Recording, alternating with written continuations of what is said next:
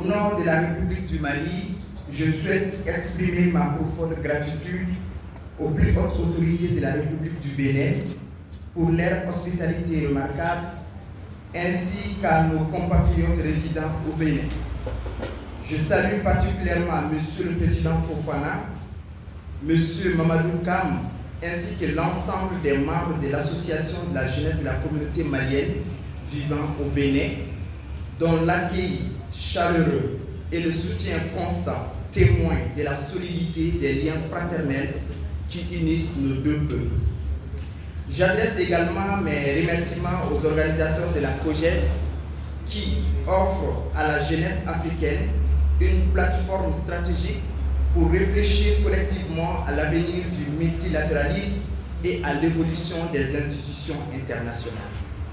Excellences, Mesdames et Messieurs, le thème qui nous réunit aujourd'hui résonne profondément avec l'expérience historique du Mali et avec la vision souveraine que notre pays porte désormais. Le Conseil de sécurité des Nations Unies entre obsolescence, paralysie et nécessité de réformes. La question n'est pas théorique, elle touche au vécu des nations comme la nôtre.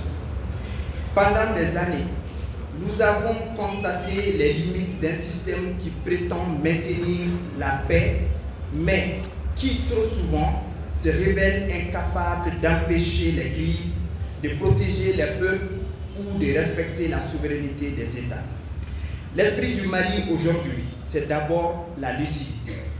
Lucidité face à un Conseil de sécurité construit en 1945, figé dans une architecture qui ne reflète ni l'évolution du monde, ni les aspirations des peuples, encore moins celles du continent africain. Je répète, l'esprit du Mali aujourd'hui, c'est d'abord la lucidité. Lucidité face à un Conseil de sécurité construit en 1945, figé dans une architecture qui ne reflète ni l'évolution du monde, ni les aspirations des peuples, encore moins celles du continent africain. Je répète pour une dernière fois, l'esprit du Mali aujourd'hui, c'est d'abord la lucidité.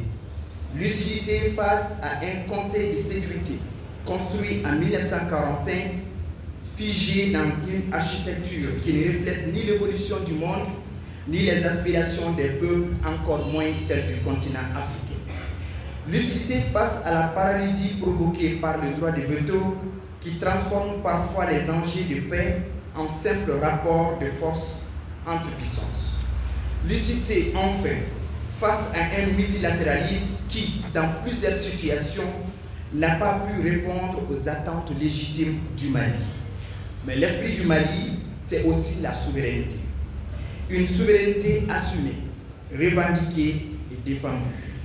Celle qui affirme que chaque nation a le droit de choisir librement ses partenaires, ses stratégies et ses orientations sans pression ni ingérence. C'est cette souveraineté retrouvée qui nous permet aujourd'hui d'appeler avec dignité une réforme profonde et structurelle du Conseil de sécurité. Une réforme qui ne doit pas être cosmétique, mais historique. Ainsi, au nom du Mali, nous affirmons ainsi, oui, le Conseil de sécurité souffre d'obsolescence. Ces mécanismes ne répondent plus à la réalité géopolitique du XXIe siècle. Oui, il est paralysé. Le droit de veto bloque trop souvent des solutions, étouffe les consensus et sacrifie la paix sur l'autel des intérêts géostratégiques. Et oui, il y a une nécessité urgente des réformes.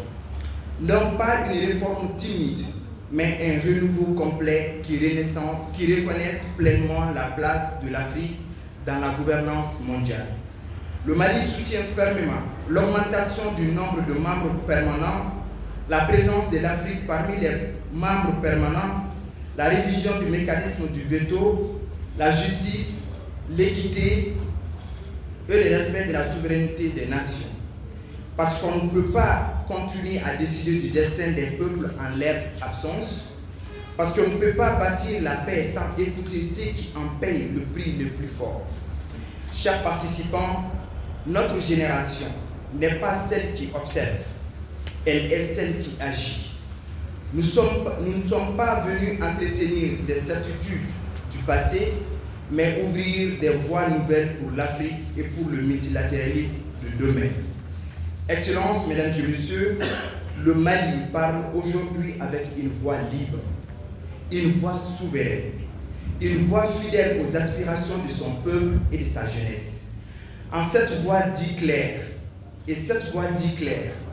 le système international n'est légitime que s'il est juste, équilibré et respectueux des choix des nations.